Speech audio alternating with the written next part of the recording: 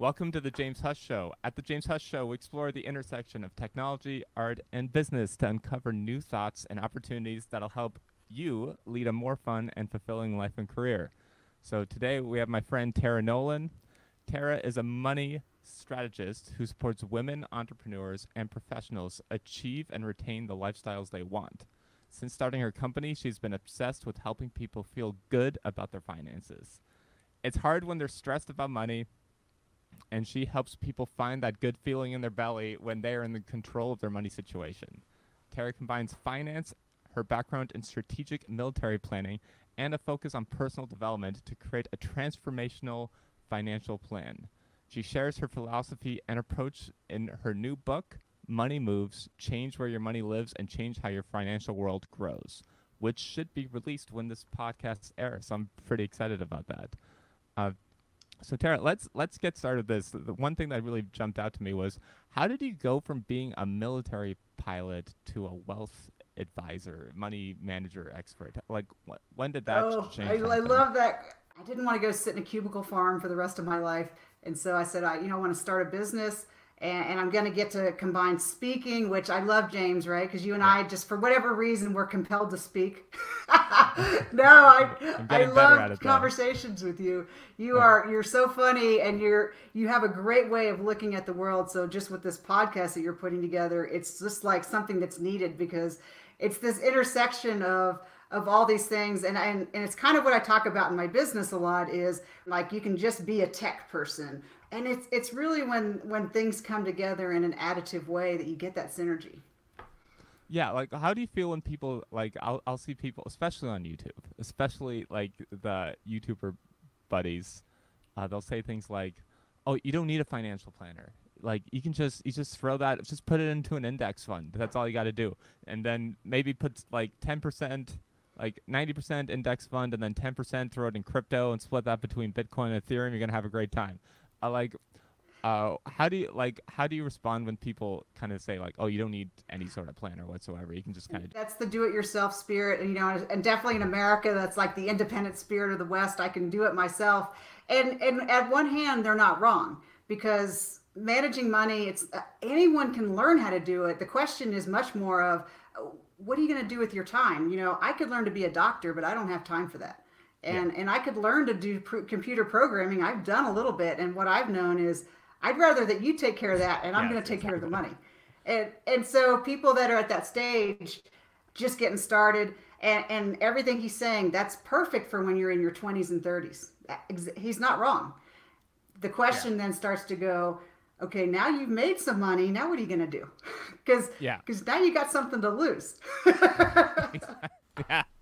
It changed because like if you kind of met like because I ended up I got a financial like advisor person that I still work with, and I've realized like 80%, maybe 90% of money is emotional, and like 10% is just like Oh yeah. you can watch like 30 minutes worth of YouTube videos and get a gist for that 10%, but then we're having like somebody on my team who like kind of handles the money. I just like that if I want to sell anything, I have to give him a phone call, and then he can be Right. like, James, you sure? You sure you want to sell when things are at the bottom? I'm like, ah, you're right. You're right. Don't let me sell. It's like, okay, cool. That's the main thing, and it's such a small thing, and I shouldn't like if I think about it pure logically, I shouldn't need basically a babysitter to make sure I don't do something stupid. But just having that person has been like a big game changer, and it's saved me a lot of cash because I definitely was gonna sell uh, when there was that big dip when COVID happened first happened. There's Oh a yeah. huge dip in the stock market. I was like, "Yo, man, are you sure? Like, are you sure? Are you sure we keep holding?" He said, "Okay, yes." And then, That advisor is worth his weight in gold because we always know you should buy low and sell high, but that's not the way it works. no, Is you're at the high point and you watch it drop and drop and drop, and then you go, I can't take it anymore, yeah, and then you try to sell, and so no, I mean absolutely you need that person because you call it a babysitter, but I call it a teammate. You yeah, want to have on your team, you need experts in all areas of your life. Even for me, like with my horseback riding, I'm studying dressage.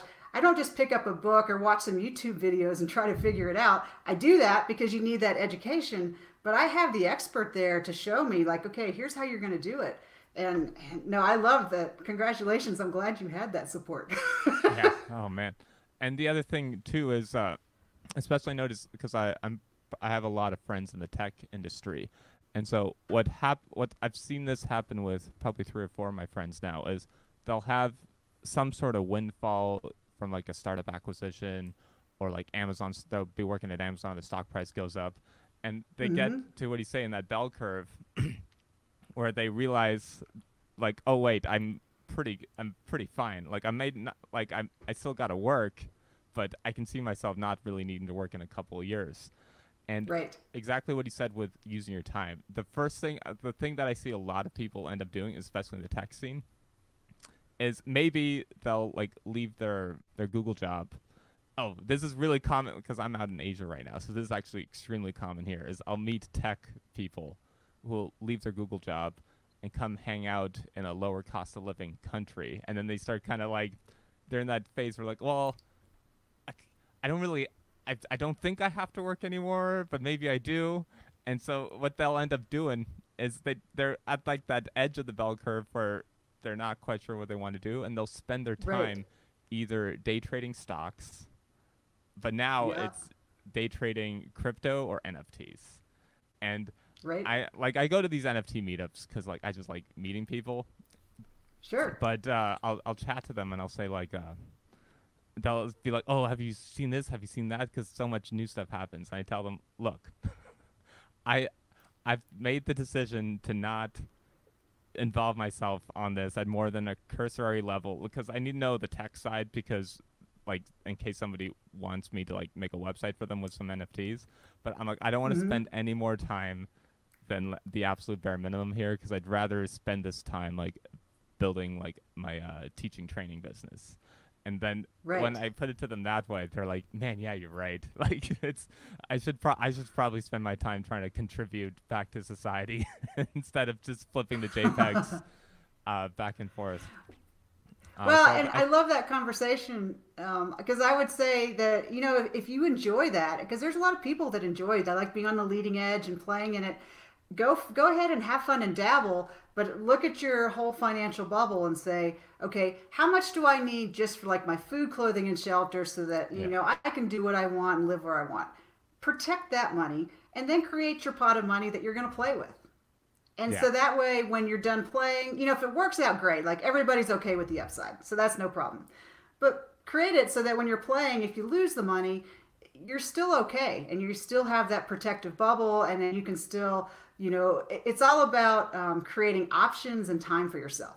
And hmm, good money management, it's not just about chasing that big number because that can become like a never ending. How do you ever know when you're there? Because there's always someone who's made more than you. There's always your challenge for yourself to make a little bit more.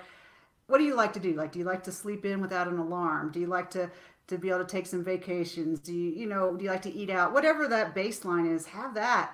And then you can still play. So it doesn't have to be an either or. And I think that's where people get kind of wrapped up is they think, well, I have to be all in. And yeah, here's the thing is you can create balance. yeah. I 100% agree with that, and especially like the number always changes.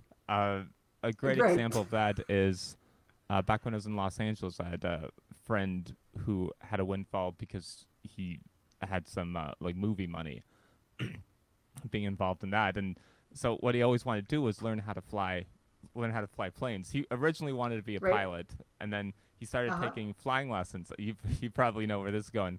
So he's like, I'm pretty well off now. You start taking flying lessons, and you rent the flight time, so you're like renting a plane. Right. But once you go to the flight school, you start making friends who own planes. And once Yeah. and then he's like, yeah. So he's like, now I'm the poorest rich person in the flight school, and so he's like, I'm gonna go back to work. So it's Right. one of those like you'll keep going, especially if you're into flying. That's the hobby where you're that number is Oh, never gonna go away. no, no.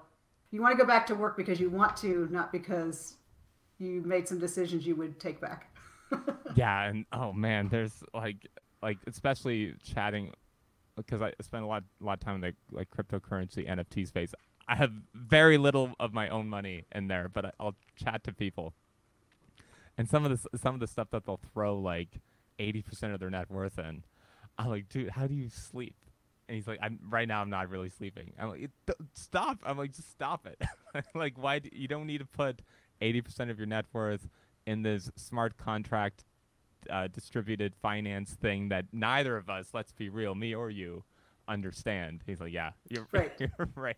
And James, people do that all the time because it's just well, it's almost gambling at that point because it releases all those endorphins in your brain when you win and you get the return, and you think, of course, it happened because you were smart, and it doesn't ever occur to you that maybe it happened because it worked out for you this time. Uh, And and I have a client right now who he's 77 years old. He's got enough money he could go bury it in the backyard. He'd be fine, yeah. and he has 100% of it in the market. He doesn't understand the market just because he wants to see that account tick up over $1 million. And that's all he's chasing is that $1 million tick. And I'm like, I had to actually beat him over the head to get him to buy his wife a new car because she had this car that kept breaking down. I'm like, your wife is 70 years old. Come on, dude. Yeah, it's that's so true. And I think what really helped me from like a emotional perspective point was moving out here. The cost of living in Taipei is is about half as much as Los Angeles. Right. I realized my mindset set like really changed was after about 6 months here. I stopped thinking of here as cheap, and started realizing that Los Angeles is just expensive. That's when my mindset really changed. When I started going to 7-Eleven, I'm like, I don't want to spend $3 on the sandwich. I'm gonna get the $2 sandwich. $3 is too much. That's when I Right, realized, right. okay, I've shifted over. I met a guy that was living in Cairo, and he actually had someone come to cook dinner for him every night. Yeah. He had a woman that would come just to iron his sheets. And his sister from Georgia came to visit him, and she's like, "Oh, honey, you're not going to be able to move back to the States." No. I'm not having to pay. I don't like because you don't have to pay tax and tip on meals here. And like, Oh, and wow. that has removed 1% stress from my entire life, not having to do 15% of like $23.55 bill, like not having to do 15 or 20% calculation ever. Like, I'm not. I don't think I go back. I don't want to go back to a restaurant in L.A. I won't be able to eat anything. I'll be like mortified. I explained that to some of my Taiwanese friends, and they're like, "Well, is it after tax or before tax?" I'm like, "I don't know, man. I just do after because I." And they're like, "What happens if the service is really bad? Like all your food's cold?" I'm like, "You just give it to them anyway, because otherwise everyone will be mad at you. Like Right. you just do it." And they're like, "Is the service that much better than Taiwan?" I'm like, "No, it's worse." And they're like, "Why do you do it?" I'm like, "I don't know, man. Just." It's the same reason we speak Chinese here. We just got to do it. Like we speak Chinese in Taiwan. He says everyone else is doing it, so you just do it and you don't question it. You can't change the world by Right. yourself. And this is not the hill or the social movement I'm gonna stand on. Is getting rid of the tip. I'm just gonna deal. So Exactly. and that's what I told them when them went to Las Vegas for a business trip. I'm like, just pay it. It's on the company credit card anyway, and yeah, it's fine. That's just part of the culture.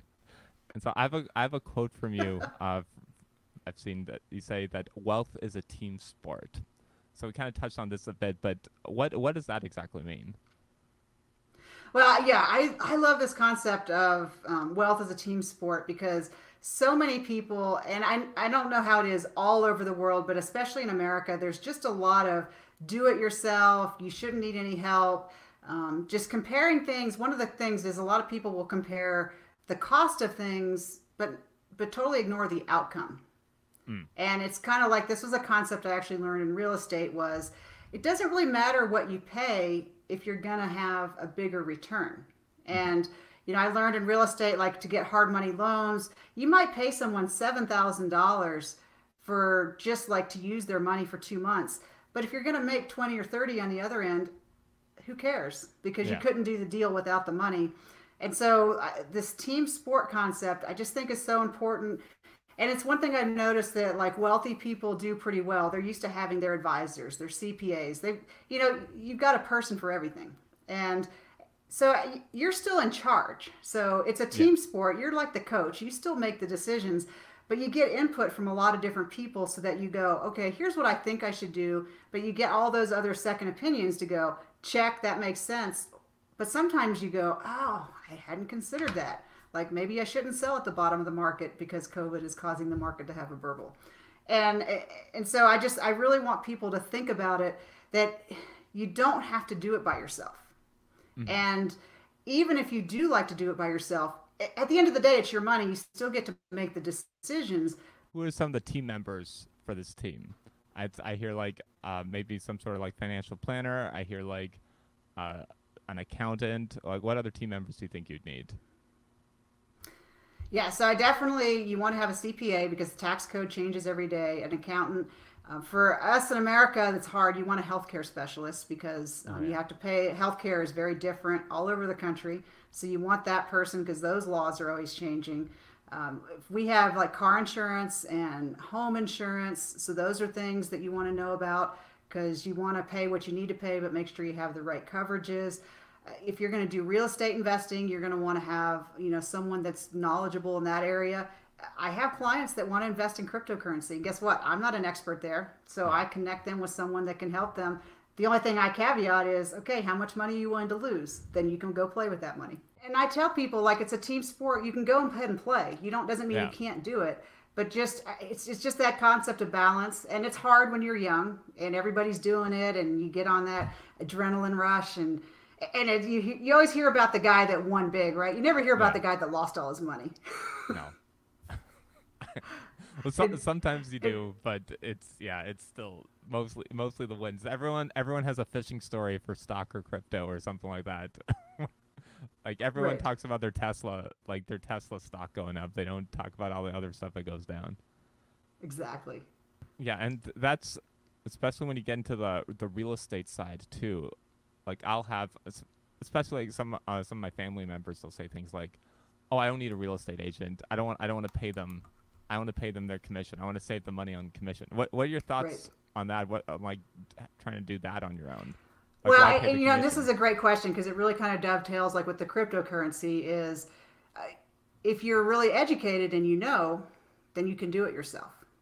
But if you just picked up a book one day and said, "Well, I'm going to sell this house myself and make a bunch of money because I'm not paying someone's fee." But here's what happens: a lot of people they're like, "Well, I'm going to be my own crypto advisor. I'm going to be my own realtor. I'm going to do it," but they don't actually do the homework.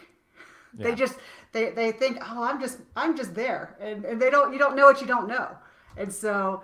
You know, I think I used to have someone tell me that when you're in life, you can use your head or you can use your feet. And he meant, you know, if you make smart decisions, you're going to get there. But if you jump in and make a bad decision, then you're going to get to do it again. And so, you're which lesson's more expensive?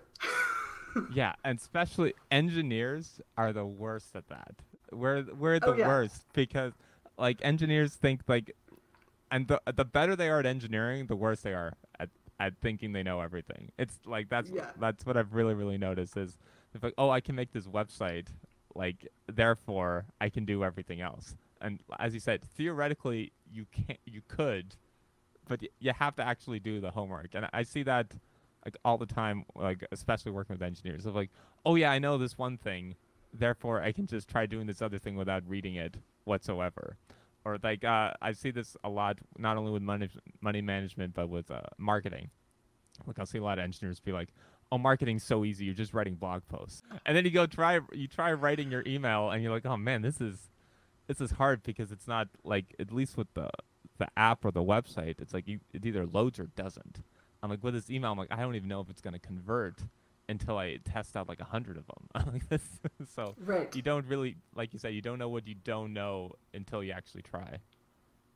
No, and I'm laughing because when I started my business, I didn't have any money. Like I was doing everything from scratch. So I got a piece of software and I built my own website and I was so proud of it. Yeah, And when I went on in my business after a few years, I was working with my radio show and they were like, "We don't know how to tell you this, but it's kind of like a remodel kitchen. You're due for a remodel." Yeah. And I was like, but I love my website. It's perfect. It does everything. And they're like, yeah, no, it's it doesn't do all the things that need to look modern and successful. And so I totally get that mindset. Like, I don't need to hire somebody. I can just do that myself. I think the best thing too is I actually hired like Sienna like from like HPS. I got HPS to make my website, right? And I'm a web Yeah. developer, and people are like, why are you doing that? I'm like, because I know I can't design.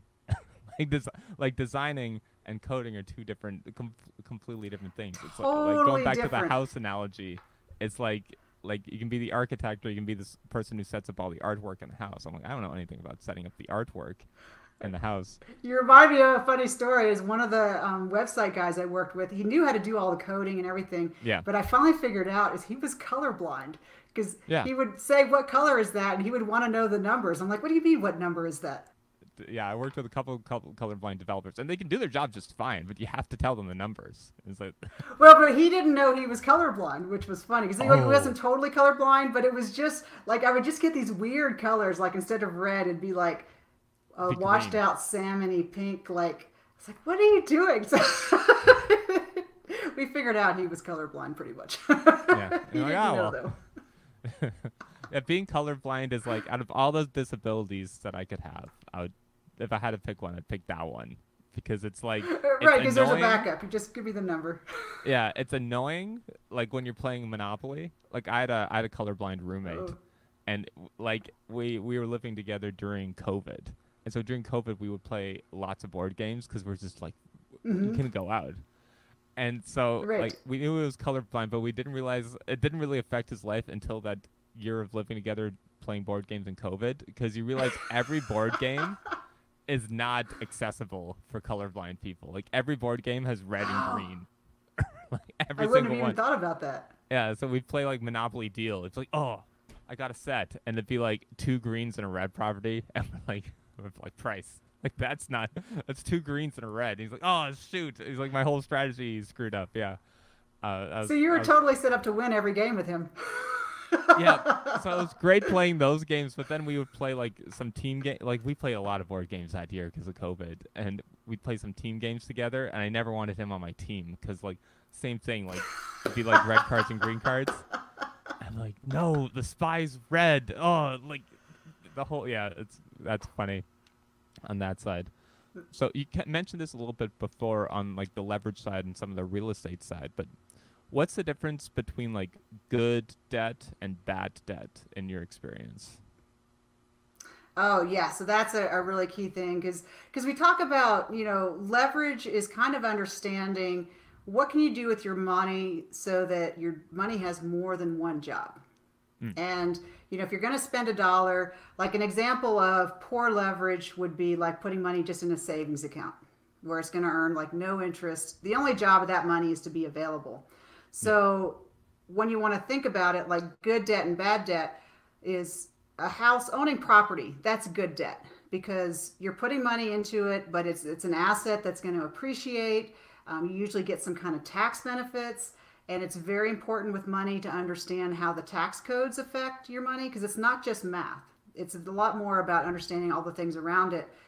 Poor debt would be like credit cards because whatever you bought is gone. The meal yeah, you had or the trip you took, and it compounds daily or monthly or weekly, and so that debt it's just growing, and you've got nothing to show for it. hmm, So it's really important to understand. Like some people get so wrapped around, they're like all debt is bad, and then that comes back to what we talked about, the emotional part. So you have to know yourself because if you're a yeah, person and you just know that you can't control your credit card habits, then maybe that's a good way. But when you're try to build assets, and I love the book Rich Dad Poor Dad really does a good job of yeah, explaining the difference in assets versus liabilities and how you grow your money. And that's what the difference between, especially when you're starting out and you're not starting with an inheritance, is how do you give your dollar more than one job? Because as long as you're trading dollars for hours, you're never going to get ahead. You might be okay, but you're never going to get that momentum building up. yeah. And especially like on the debt side, like for me, like it's this goes back to why it's like 80, 90% emotional. Because for me, I'm optimizing for least headaches. right now. that is my that Right. is my optimization. I'm not optimizing for $100 million or like $1 million. I'm optimizing for just least headaches. So I Mm-hmm. prefer just to do everything without credit cards and just use cash. And my Taiwanese friends joke around with me that like they're like that's a very Taiwanese thing to do. It's just to do everything with cash because they don't the general culture here is they don't like doing any sort of credit card debt. Most people. It's starting to change with some of Right. the younger generations, but most people here is very much like cultures like save your money, save your money, save your money. It does, but then that credit card, I like that you brought that up because there's a lot of things that people get from their families about financial baggage about this is good, this is bad, this is good, this is bad. So a credit card is just a tool. Yeah. And so if you have a credit card and you use it and you pay it off every month and it's just a tool for convenience, and if you're a business owner, it's a great tool because you have an accounting of what you've spent. It's a Hmm. great tool, but a credit card can also be used for evil Yeah. if you don't realize like every time you use it you're spending money and you're overspending what you intend. So a lot of things with money when I talk about creating that plan and why you want it to be a team sport is because stocks, bonds, cryptocurrency, real estate, these are all just tools that you can use to grow your wealth. And if you understand them and use them properly, they're great. But if you jump in and you don't use the tool properly, then you're like, well, that tool sucks and it's no good. And so a credit card is a great example of if used properly, it gives you convenience, it's security, it does all that kind of stuff.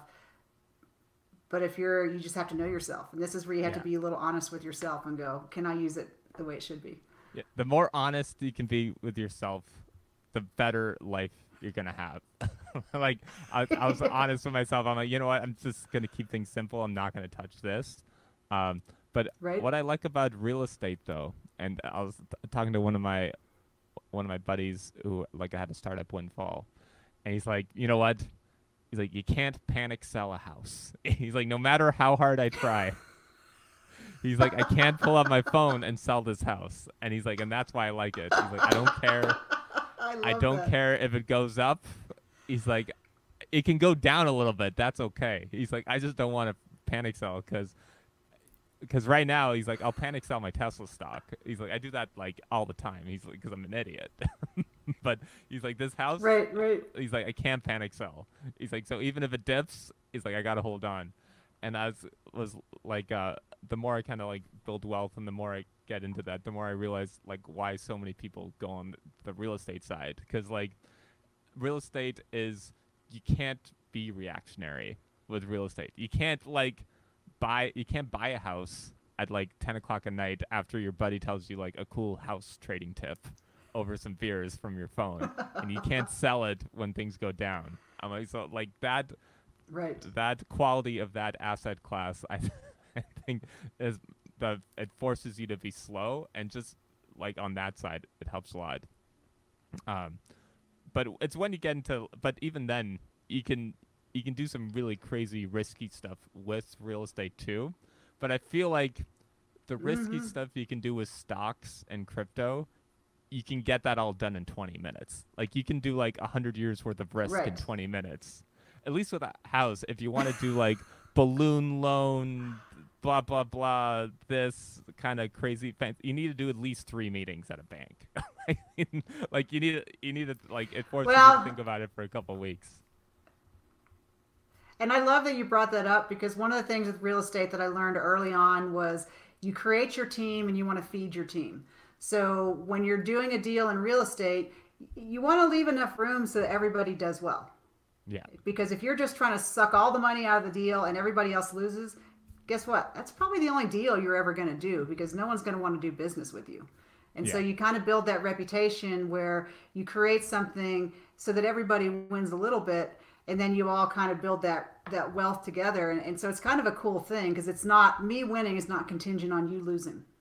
yes, yes, and that's something I've had to tell a bunch of people just in any sort of project. And I learned that too. Michael Port at HPS, which was like the public speaking course we took together. Even he mentioned that when he was doing his when he's just graduated from acting school, he went out for drinks with someone who's also an actor, and she went to go like pay the bill, and Michael's like, "Oh, okay, no, I got this." And she said, "There's two rules. Rule number one is whoever's working is paying for actors." And she said, "Rule number two is friends get friends work."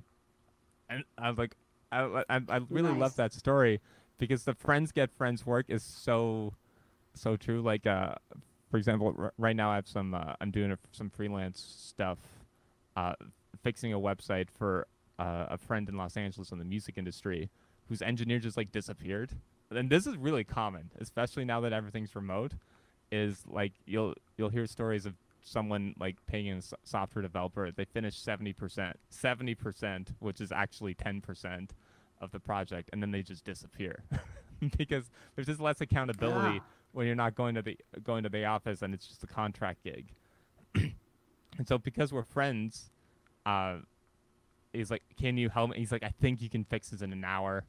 Can you just help me?" So I jump on the call, and then after an hour, I said, "Okay, look, man, like this is way worse than we both thought. I really want to Oh help no. you, but like I need like in order to spend it because there's only so many hours in the day. I'm like I need you to go get budget to like give me the money to actually work like full time kind of hours on this, or else it just won't get fixed."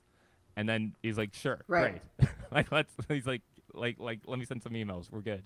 And that's a good example of we didn't have to do any contract. We didn't have to do any like stuff like that because we've just been close friends for 6 years now. So we know we've done so many things Yeah. together that we know we're not going to screw anybody over. That's another key thing that you've hit on is trust. And, Hmm. in the finance world, one of the things especially when I meet with new clients, it's really about trust because, and you can't just tell somebody, hey, trust me. You have to do what you say you're going to do. It's going to take a little time. And actually, that's one of the things I talk with my new clients about is, are you capable of trust? Because I don't expect you to trust me 100% today, but I'm going to earn your trust. But, depending on your baggage, some people don't have that ability to trust. But that's really what makes everything happen and work really well is I'm going to do what I say I'm going to do, and then I'm going to explain the concept to you, and then I'm going to back it up with the numbers. So I need to tell you the good story so you kind of go, okay, that's cool. And then you back it up with the numbers. And that's how you build that trust. And that's absolutely part of life in whatever you're doing because like, friends get friends business. Yeah, Because you trust because you know what that person's about and that when you speak on that person's behalf, they're not going to let you down. a And that's hundred such a percent. cool thing. I love that. Yeah, 100%. Especially out in Asia, the culture is really generally like, "I'll trust you, but if you screw up, I won't trust you again."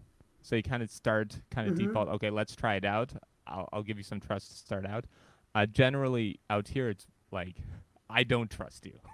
so so you better get the trust of Okay. like somebody else I trust before we even do anything. And but what I found the trick for building trust out here for me as like as a foreigner has been like investment time learning Chinese, because if I come out and I can speak 5 minutes Chinese, they're like, "Whoa."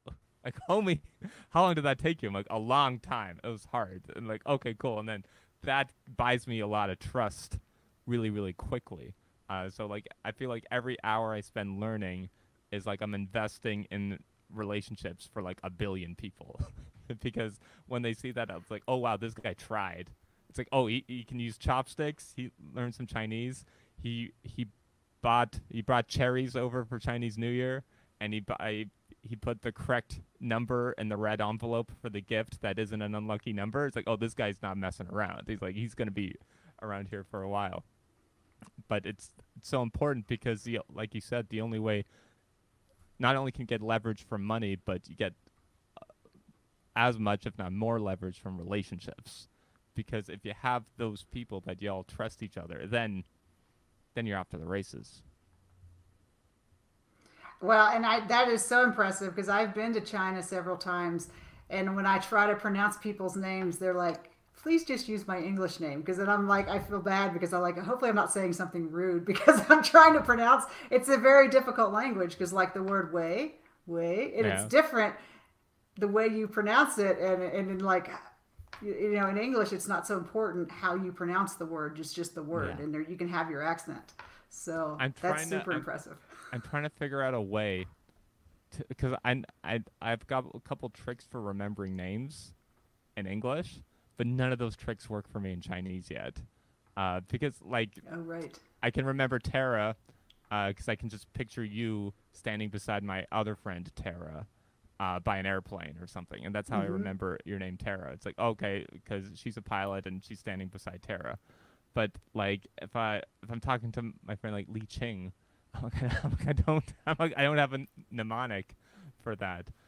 So one day soon I'm gonna figure out a way to get that down because I'm the same way as you. I really want to put in the effort to learn names. Um, but for the Chinese names, and I'll put in the same effort for a lot of my Indian coworkers' names. But then every once in a while, I'll have Mm-hmm. somebody on my team, and I'm like, sorry, man, like we just got to call you B. Like there's no way we can use the full one. He's like, yeah, no problem, dude. And then, but it's worth that time when you put in the effort, it pays off. But yeah, it's a mountain to climb sometimes. Uh, so with that, is there That's anything else you want to plug? Anything else you want to mention before this book? yeah. I would just say, the title of the book is "Changing Where Your Money Lives Changes How Your Financial World Grows." And so for people that are listening, it's just really cool to keep track of um, that there's a lot of different options to grow your money, and you kind of figure out wherever you grew up, like what your comfortable zones are. So for some people, it's just having it in a checking account. For some people, it's just building that 401k. For people that are young and making a lot of money, they're all in on cryptocurrency. And just to start thinking about, okay, let me look at this whole financial bubble, if you will, and kind of look at it as a closed system. It's all your money, and it doesn't all have to be in the exact same spot, because what matters is how it all works together to create your bottom line. And if you can just make that kind of chew on that thought, that's when you're really going to start to understand that you can build momentum and accelerate your wealth. Is kind of branching out, building that team so that you're taking advantage of the things that you don't even know.